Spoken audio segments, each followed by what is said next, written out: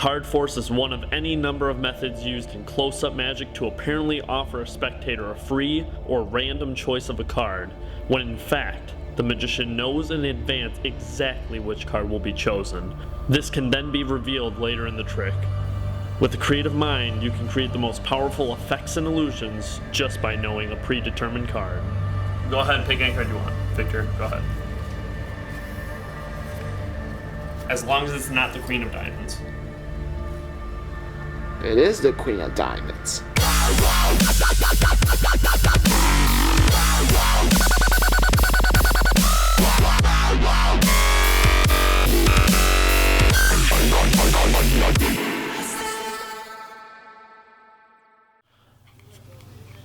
Alright you guys, this is the Scorpion deck. This is the deck that I'm going to be using to show you the forces. I get a lot of questions about what deck I'm using. So this is the Scorpion deck you can buy on Amazon.com. And first and foremost, I want to say that my favorite force that I use most often is the classic force. And you can click here to watch a tutorial of me teaching the classic force. This is the force I use the most. And I would include it, but I already have a tutorial out for it. So feel free to watch that first. This is the force that Chris Angel, Daniel Garcia, I use it. I'm sure Dynamo uses the most. The most experienced magicians use the classic force the most often. So feel free to watch this before or after. This classic force is more advanced. And other than that, we have 9 forces I'm going to teach you. So the first force that I want to show you guys is the Cole force, and this is the closest thing to the classic force that I've come across, and basically still gives the illusion of a free choice, but it's a much safer version of the classic force. So basically what you do is we're going to use the King of Hearts to force the card. That's going to be our force card. And in the middle of misdirecting or getting ready, you have it on the top. You have the force card on the top.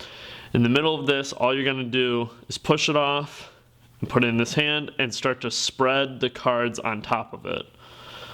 And this is the cull force, because what this is culling a card. It goes underneath all the cards. So if you ever hear the term cull, that's what it means. It means there's a card underneath it. So you're going to spread it over and you're going to start spreading the cards through, culling the force card. And when you go through, you have them touch a card. You just tell them, go ahead, touch a card. Don't take it out, just touch one.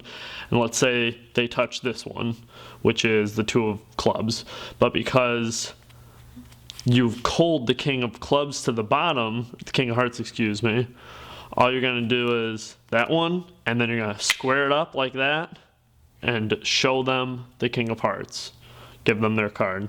So what you can even do is you'll cull it, they touch one, oh that one, here go ahead, you take that card and you push it off with your fingers so you can give it to them. I just want to show you guys what's going on underneath the deck too. So middle of misdirection, you go to spread the cards, keep it peeled back a little bit, because if you have it up then it's going to flash, so you want it to be underneath the cards, just below the pips a little bit, and you're spreading through. They stop at any card, that one, square it up, push it off to give it to them.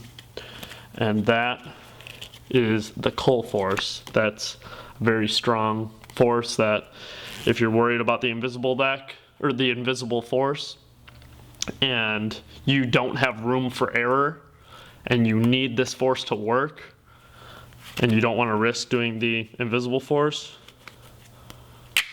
just do the cull force. The next force is going to be the crosscut force. Basically, you can either have the card on top or bottom, work both ways. In this instance, we'll just leave it on top. And what you do is you have a spectator cut the cards, tell them to cut the cards about half the deck. And you'll have it on a table. I don't have a table with me. You tell them, cut the cards about in half. They cut it, and then you take the remaining pile and cross cross it on top. So now you have this natural cross, T, whatever, X, triangle, emblem, heart sign, something like that.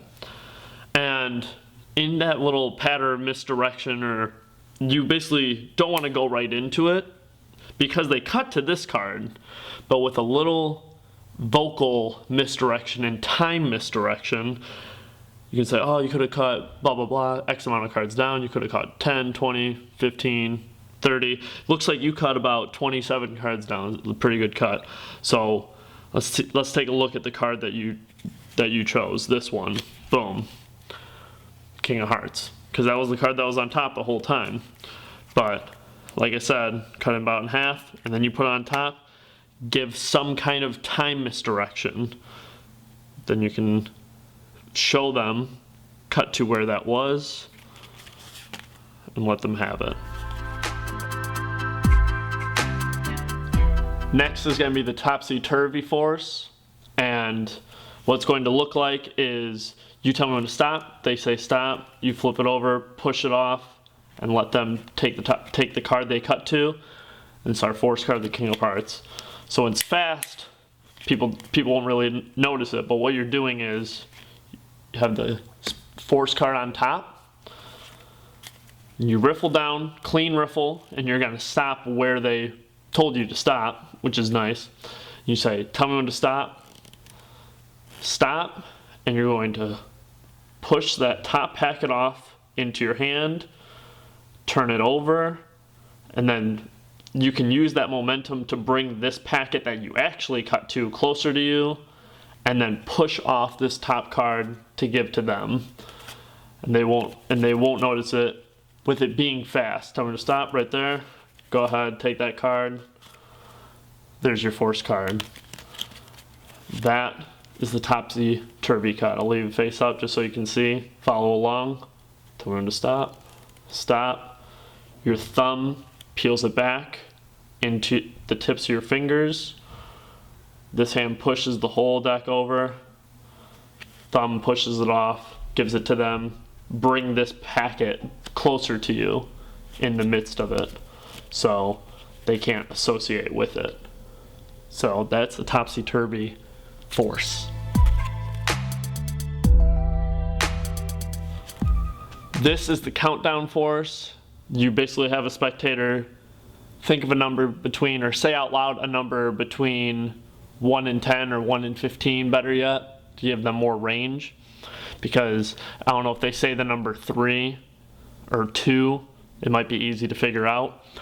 So you have them say a number between 1 and 10 or 1 and 15, and let's say they say 8. And you have the top card on top, and what I would do is start out with like a false cut or some kind of, just a regular shuffle, leaving the force card on top of the deck. So give me a number between 1 and 10. 8. And what you're going to do is you're going to have a table nearby, or let them put out their hands, and you're going to go 1, 2, 3, 4, 5, 6, 7, 8. And what this has done is it put your force card 8 cards down from the top. And you want to count those cards off quickly. So 1, 2, 3, 4, 5, 6, 7, 8. And then you're going to, without flashing the bottom card, you're going to put all those back on the top of the deck, hand them the deck, and tell them to count 8 cards down. And that's going to be their selected card. So 1, 2, 3, 4, 5, 6, 7, 8, because it was their free choice to count, 8. There is their selected card, and it can all take place in their hands, like you not spreading through the deck, and they look at it. So that's a cool little force, the countdown force. This is going to be the Hindu shuffle force. This is one of the oldest, most classic cliche forces in all of Magic. And it looks like this, where you basically riffle off a bunch of cards. You tell me when to stop. Stop there. You sure? I'll keep going. A few more. Okay, cool. Stop. All right, good. Take a look at your card. Got it. Bury it in the middle of the deck. You have the card on the bottom, and you're going to just strip off little packets at a time. First of all, hold the deck like this in your right hand. Mirror what I'm doing, or duplicate, yeah, mirror what I'm doing. So your fingers down here, thumb on this packet, basically be able to strip off the cards easily into your left hand. And as you strip, whenever they say stop, you're just going to pry up this whole packet, because they technically stop like at this card or whatever, you know? So pry off this whole packet, and when they say stop, you're going to lift it up in front of them and let them see their forced card. And when they have it, you're just gonna put it back on top of the deck. You have it on the bottom. Tell me to stop. Stop. Got it. Good. That's the Hindu shuffle force. This force is the riffle force, where you have the spectator's card on top, and you're going to cut in the middle of the deck, keep a break, and you're going to riffle down. You can either riffle up or riffle down. Best way to do it is down like this with your thumb. Tell them to stop. They say stop, and instead of breaking off where you should, you're going to break off at the pinky. So tell them to stop, stop. You're gonna break off there. Grab it, the whole packet with your thumb, peel away, and let them see their selected forced card. You want to swing cut it into the deck, keep a break. Tell them to stop right there. And when you come over, practice taking like the whole packet off, what it should look like. But what you're going to do, stop, come over, thumb grabs right there at the break, and it pushes forward, because that's going to show you where the break in the front packet is with your fingers. So tell me to stop, boom, take it off, slide it off to give to them their selected card. But in speed, it'll look like, tell me to stop, and even if you go past the break, tell me to stop, past it, right there, go ahead, take a look, remember that card. That is the riffle force. This is going to be the glide force, and you have your force card on the bottom, and what you're doing is you are going to give the illusion that you're placing down as many cards as the spectator wants, and then whenever they stop, we stop at the force card. So what's happening is you're going to hold the cards like this, and you're literally, with these three fingers, going to glide down the spectator's, the force card. And with that, now you have access to the card underneath, while your hand is blocking the peeking force card out. So with that blocked underneath, you can go one card down at a time, and you just tell them, you know, start off with a shuffle where the force card stays on the bottom. Just tell them, all right, we're gonna go through, and whenever you want me to stop, that's the card we'll stop at.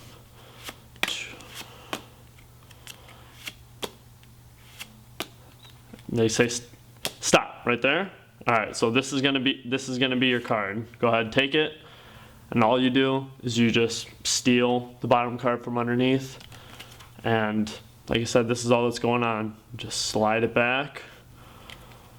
Slide it back. Now you got this opening. You can take one card at a time out. Boom, boom, going back. Boom. Stop right there. Okay, this is gonna be your card. And that is the glide force. And the last force I'm going to show you guys is the slip force, and basically this is what it's going to look like. You tell me to stop right there, and you slide it off in the middle, and there's their card. And what's happening is basically this. I'll do an exposed view. So you riffle through, they say to stop halfway the deck, and you just peel it out like that.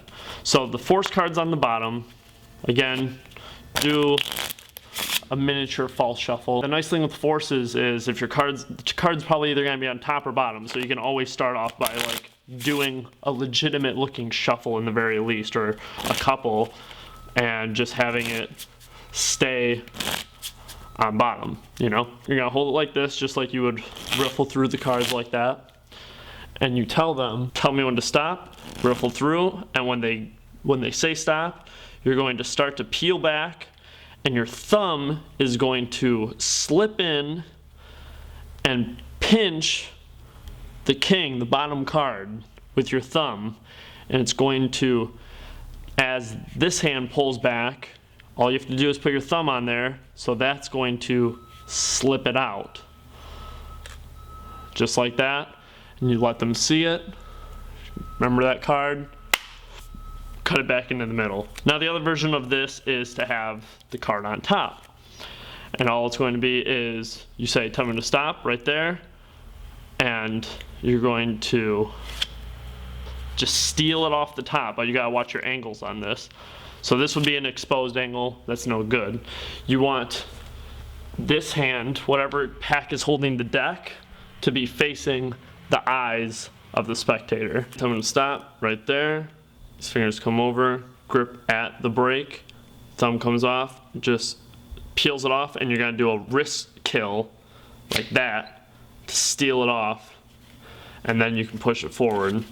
Wrist kill is just a fancy word for turning your wrist away. So again, got our card on top, tell me to stop, right there, wrist kill a little bit. Nothing too dramatic, don't want to hear the snap of the card, you know. So just quick, tell me to stop, right there. All right, go ahead, take any card you want, or you stop to this card rather, excuse me. Those are just a few of the forces that I know.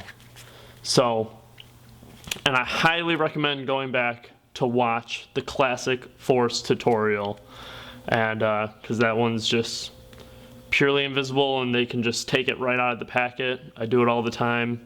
I highly recommend it.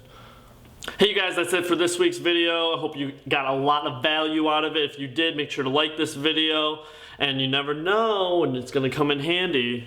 Who knows? I knows. I knows. So get out there and perform. Do some classic forces, use some mentalism, have it show up somewhere else, crazy fire explosion, do something spectacular, and send it to me. I want to see it. Other than that, you guys can follow me on Twitter at Jerick120, as well as liking me on Facebook, facebook.com/disturbedreality. Hop over to disturbedreality.com, where I just posted a new little blog about a little crowd control type of story where I disarmed someone from getting in a fight with my friend using magic. So hop over there to read that little video, and the effect that I use in it is Prophet by Tom Isaacson.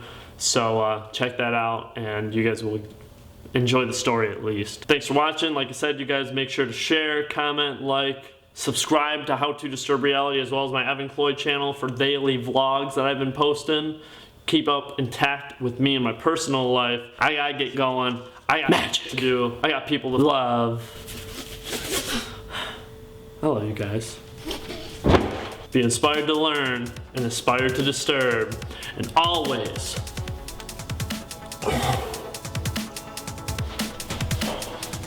rise above.